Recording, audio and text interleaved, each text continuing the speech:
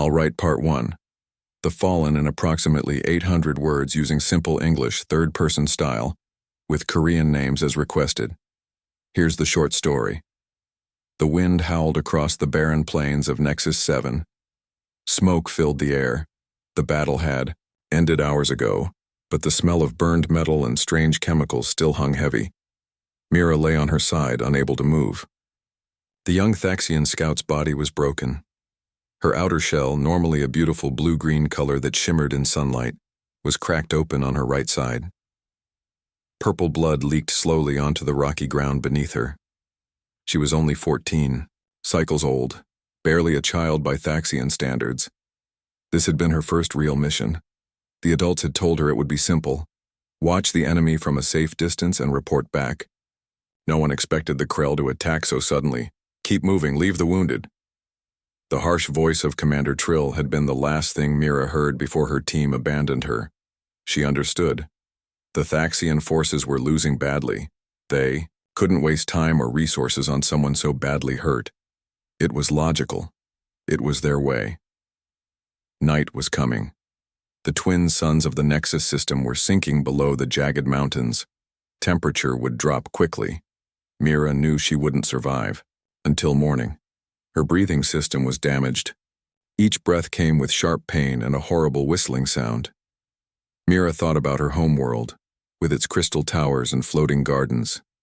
She thought about her parent cluster, who had been so proud when she was selected for scout training. They had celebrated with sweet nectar and songs. Now they would receive only a brief message.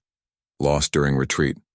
A small creature scurried past, six-legged and curious.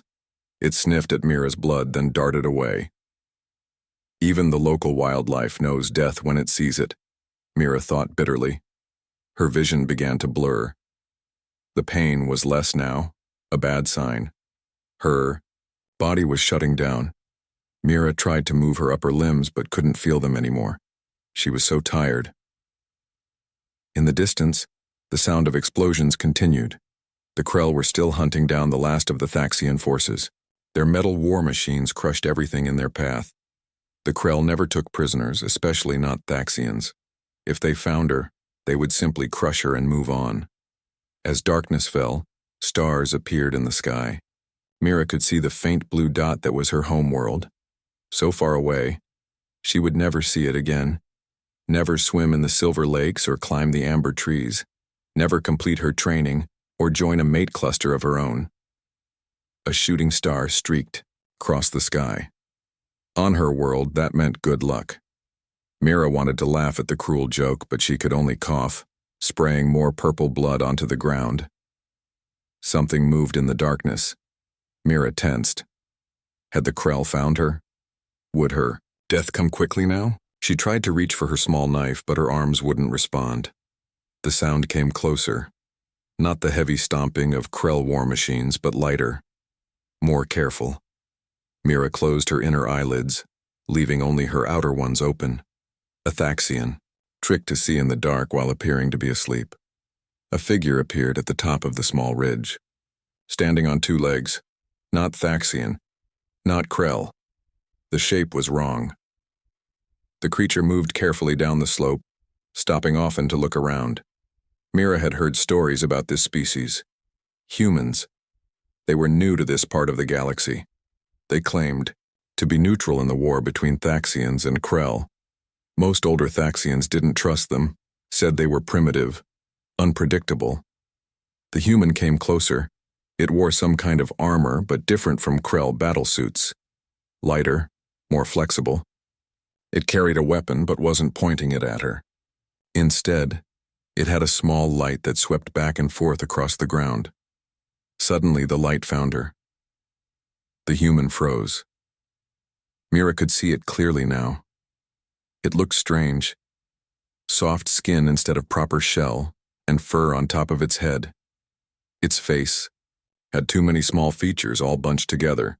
The human approached slowly. It made soft sounds, talking to itself perhaps. Mira tried to move away but couldn't. She was completely helpless. The human knelt beside her. Mira expected it to finish her off or perhaps take something from her body as a trophy. Instead, It put down its weapon and opened a box attached to its armor. "Don't worry," the human said, in heavily accented trade speech. "I'm Medic Subin, I'll help you." Mira didn't understand. Why would this creature help her? They weren't allies. She was nothing to this human. The human, Subin, was doing something now. Taking out tools and packets from the box, moving carefully around Mira's broken body. "This will hurt," Subin said, "but it will stop the bleeding." Pain flared as something touched Mira's wound. She would have screamed if she had the strength. Instead, she could only watch as the strange human worked to save her life. As consciousness began to fade, Mira had one last thought. Perhaps the shooting star had brought good luck after all. The morning light crept across the battlefield. Subin checked her medical scanner one more time. The small alien girl was still alive, but barely. All night, Subin had worked to save her, using everything in her medical kit. Subin was lost. When the fighting started yesterday, her unit had scattered. She was supposed to be with the human peacekeeping force, helping both sides. Now she was alone with this wounded alien child. "Stay with me," Subin whispered, though she wasn't sure the alien could hear. The scanner showed the girl's strange heart was beating, but very weakly. Subin had never treated a Thaxian before. She only knew the basics from her training. Their bodies were different from humans. They had a hard outer shell instead of soft skin, and their blood was purple instead of red. Their organs were in different places. During the night, Subin had cleaned the wound and sealed the broken shell with medical foam. She had given the girl fluids and medicine for pain. It wasn't enough. The scanner showed internal damage that Subin couldn't fix with her small medical kit. The alien girl's eyes fluttered open. All four of them. Thaxians had two sets of eyelids, outer ones that worked like human eyes and inner ones that saw heat. "Don't be afraid," Subin said softly. "I'm not going to hurt you." The alien tried to move away but was too weak. "My name is Subin. I'm a human medic. I want to help you."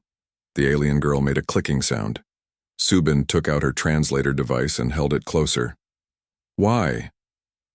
The translator turned the clicks into a simple word. Subin wasn't sure how to answer. It was a good question. "By helping." This Thaxian, Subin, was breaking rules. Humans were supposed to stay neutral in this war. They weren't supposed to interfere. "Because you needed help," Subin finally said. "I'm a medic, that's what I do." The alien was quiet for a moment. Then more clicking. "Mira. My name." Subin smiled. "Hello, Mira. You're very brave." Subin checked her surroundings again. They were in a small cave she had found last night. It wasn't much, but it hid them from view. She had put camouflage netting over the entrance. "I need to check your wounds," Subin said. "This might hurt a little." Mira lay still as Subin carefully removed the bandages. The medical foam had hardened, holding the broken pieces of shell together, but purple blood was seeping through in places. Subin frowned. Her scanner showed that Mira's breathing system was damaged. That explained the whistling sound when Mira breathed. Without proper treatment, Mira wouldn't last long. "I need to get you to better medical care," Subin said. "But we can't move you yet. You're too weak." Subin opened her pack and took inventory. 3 days of food rations, half a canteen of water. Basic medical supplies. Her personal locator was broken in the fighting. A distant explosion made them both jump. The war was still going on. "Gary, people left you behind?" Subin asked gently. Mira's outer eyes blinked slowly. "Logical. I slow them down. Can't help war effort. Better to save those who can fight." Subin couldn't hide her shock. "But you're just a child. Age does not matter. Only usefulness." Subin shook her head. "That's not how humans think. We don't leave people behind, especially not children." "Inefficient," Mira said. "Maybe," Subin admitted. "But it's who we are." Subin gave Mira some water, holding her head carefully. Then she checked her map. The nearest human outpost was at least 2 days away on foot. And that was without carrying an injured alien. We'll need to wait until you're stronger, Subin decided. I'll try to find more medical supplies. Mira's breathing was getting worse. Subin could see that the girl was fighting to stay conscious. Rest now, Subin said. I'll protect you. As Mira drifted to sleep, Subin prepared to leave the cave. She needed to find certain plants she had learned about in her training. They might help with Mira's breathing. Before leaving, Subin looked back at the small alien girl. Something inside her had changed when she found Mira last night.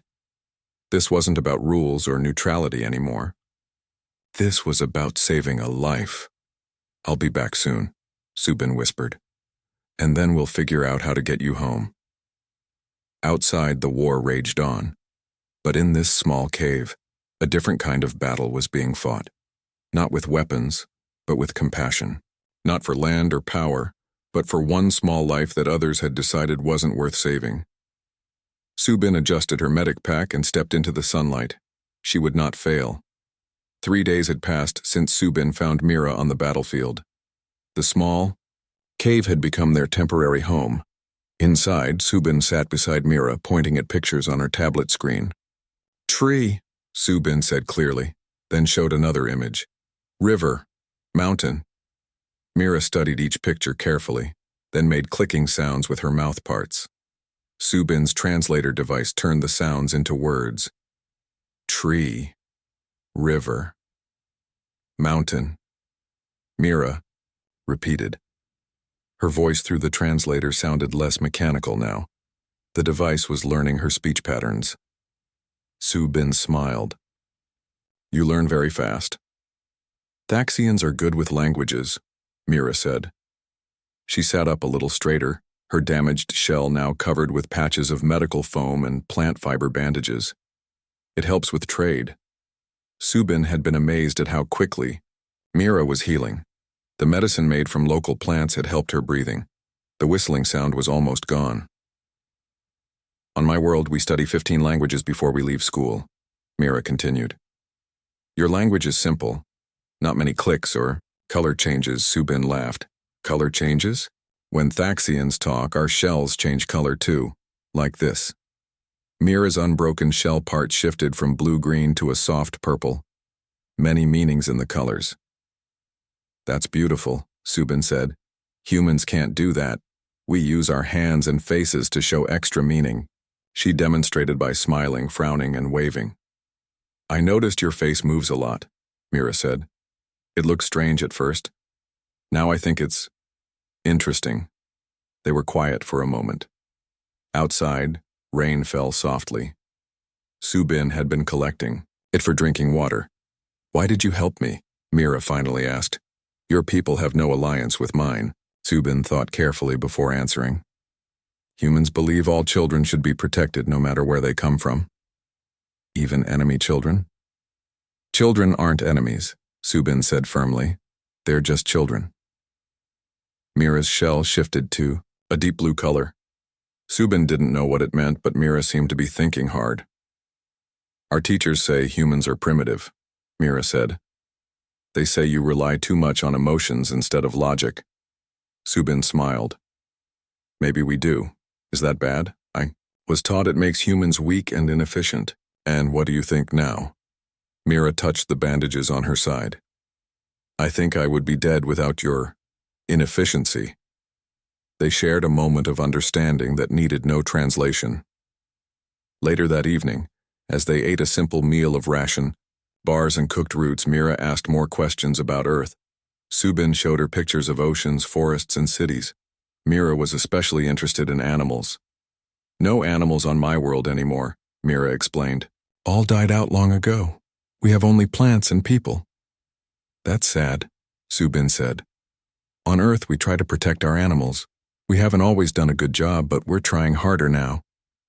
Another inefficiency? Mira asked, but her tone was different now. Almost teasing.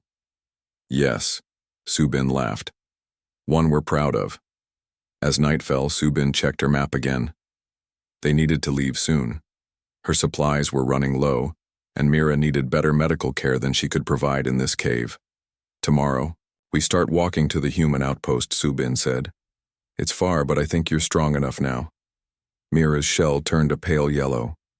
Will your people help me? Or will they be angry that you helped a Thaxian? Some might be angry, Subin admitted. But our doctors will help you, that's our way. That night, as Mira slept, Subin stood at the cave entrance watching the stars.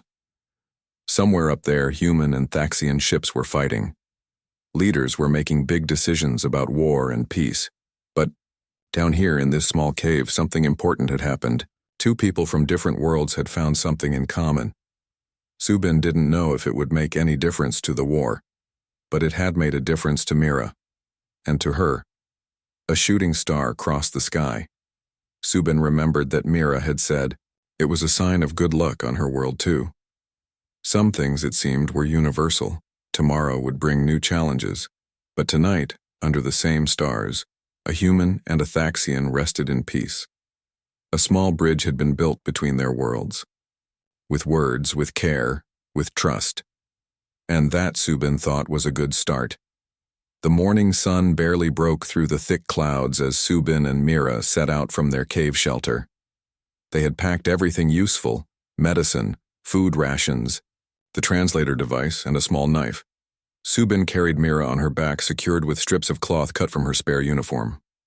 How far to your outpost? Mira asked, her voice quiet through the translator. About 80 kilometers, Subin replied. Maybe 3 days walking, maybe more. Subin had chosen a route through the forests instead of the open plains. It would be slower but safer, less chance of being seen. She shifted Mira's weight and started walking. Your shell is lighter than it looks, Subin said. Thaxians evolved from flying creatures, Mira explained. Heavy shells would keep us grounded. You can fly? Subin asked, surprised. Not anymore. Our ancestors could. We kept the light shells. They traveled in silence for an hour. Subin moved carefully, watching for signs of danger. Twice she stopped and crouched low when aircraft passed overhead. Around midday, they reached a small stream. Subin helped Mira down to rest on a flat rock while she refilled their water container. Someone is following us, Mira said suddenly. Subin froze. How do you know? I can feel vibrations through the ground. My people evolved to sense predators. Subin reached for her knife. How far? Not close yet, moving slow. 3, maybe 4. Subin thought quickly. They couldn't outrun pursuers, not with Mira injured. Hiding was their best option. Can you tell if they're Thaxian or Krell? Mira closed her eyes, concentrating. Thaxian. Moving like scouts. Subin was surprised. Your own people?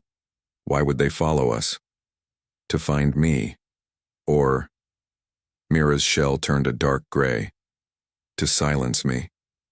Why would they want to silence you? I've seen human kindness now. I know things they don't want known. Subin didn't understand completely, but she knew they had to move. She helped Mira onto her back again and headed deeper into the forest, away from their planned route. By evening, they found a hollow tree large enough for both of them to hide in. Subin covered the opening with branches and leaves. Will they track us here? Subin whispered. Maybe. Thaxian scouts are very good. They ate cold ration bars in the darkness, listening to every sound. Night creatures called to each other. Wind moved through trees. And something else. Faint clicking sounds in the distance. They're using sonic location, Mira whispered. Looking for movement. Subin remembered her training. Stay perfectly still. She reached into her pack and took out a small device. This might help. It's a sound scrambler. We use it to hide from motion sensors. She turned it on. A soft hum filled their hideout. Hours passed. The clicking sounds came closer, then moved away again. Subin held her breath each time they approached. They're leaving, Mira finally said. Going north. Subin relaxed slightly. We'll wait until morning, then head east instead of south. It will take longer to reach the outpost, but it's safer. In the darkness, Mira's shell glowed faintly, a new color Subin hadn't seen before. Soft gold. What does that color mean? Subin asked. Trust, Mira said simply. Morning came with heavy rain. Good for hiding their tracks, Subin thought. As they prepared to leave their hollow tree, a loud explosion shook the ground. Krell seekers, Mira said, fear in her voice. They're looking. For Thaxians. Subin peeked outside. In the distance, smoke rose above the trees. Another explosion, closer this time. We need to move. Now. Subin carried Mira through the rain-soaked forest, moving as quickly as she dared. Mud made the ground slippery. Twice she nearly fell. They're coming this way, Mira warned. A new sound filled the air, the heavy thrum of Krell war machines. Subin knew they couldn't outrun those. She looked around desperately for a place to hide. There, she said, spotting a small cliff with an overhang. We can hide under that. They barely made it to the shelter when the ground shook with the weight of approaching machines. Subin pressed herself against the dirt wall, holding Mira close. Through a gap in the rocks, they watched as a massive Krell war machine stomped past. It looked like a giant metal insect with weapons mounted on its sides. Behind it came Krell soldiers in heavy armor. They're hunting the Thaxian scouts. Subin whispered. They watched in silent horror as the Krell moved through the forest, destroying everything in their path. Trees fell. Animals fled in panic. When the sounds finally faded, Subin let out a shaky breath. We're caught between both sides now. Mira's shell had turned almost white with fear. Why help me still? Too dangerous. Subin looked at the small, alien girl who had become her friend. Because it's right, and humans are stubborn that way. Mira's shell slowly shifted back to gold. Then we keep going. Yes, Subin said, helping Mira onto her back again. We keep going. Together they stepped back into the rain, two small figures in a war-torn world, heading east toward safety and hope. The human outpost gleamed in the morning light. After 5 days of travel, Subin and Mira had finally made it. Guards at the gate stared in shock at the sight of a human medic carrying a young Thaxian. Medic Subin, ID code 7421, Subin called out, her voice tired but firm. I need medical assistance immediately. Alarms sounded, people rushed toward them. Subin felt Mira tense on her back. It's okay, Subin whispered. You're safe now. They were taken inside a white building. Doctors in clean uniforms carefully lifted Mira onto a medical bed. Machines beeped and scanned. Subin stayed close, holding Mira's small hand. You broke protocol, said a tall man with a stern face. Commander Do-hyun, Subin's superior officer. Yes, sir, Subin said. I found a wounded child and I helped her. I accept any punishment. The commander looked at Mira, then back at Subin. The Thaxian government has been demanding her return. The Krell want her eliminated, and now both sides know humans were involved. She was abandoned to die, Subin said simply. I couldn't leave her. The commander was quiet for a moment. Then, unexpectedly, he smiled. No, I suppose you couldn't. That's what makes us human after all. News of Mira's rescue spread quickly. Within days, the story reached all corners of the galaxy. A human had risked everything to save an enemy alien child. It was something new in this old war. Thaxian leaders arrived at the human outpost. They came in sleek ships with diplomatic flags. Subin watched nervously as they examined Mira. The child will return with us, the Thaxian diplomat announced. She requires proper Thaxian care. Mira's shell turned deep blue, the color of fear Subin now knew. I wish to stay with Subin, Mira said clearly. I trust her. The Thaxian diplomats clicked among themselves, their shells flashing colors too quickly for Subin to follow. Impossible, they finally said. A Thaxian belongs with Thaxians. Commander Do-hyun stepped forward. Perhaps we can find a compromise.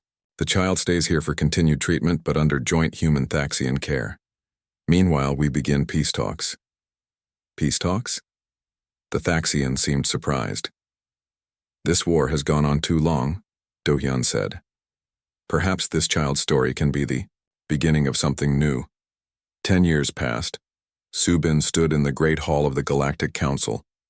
Her hair had a few gray streaks now. Her medic uniform had been replaced with the formal dress of a human Thaxian relations officer. On the raised platform before her stood Mira, no longer a child but a young adult Thaxian. Her shell gleamed with health and purpose. Where once there had been cracks and wounds, now there were colorful markings of honor.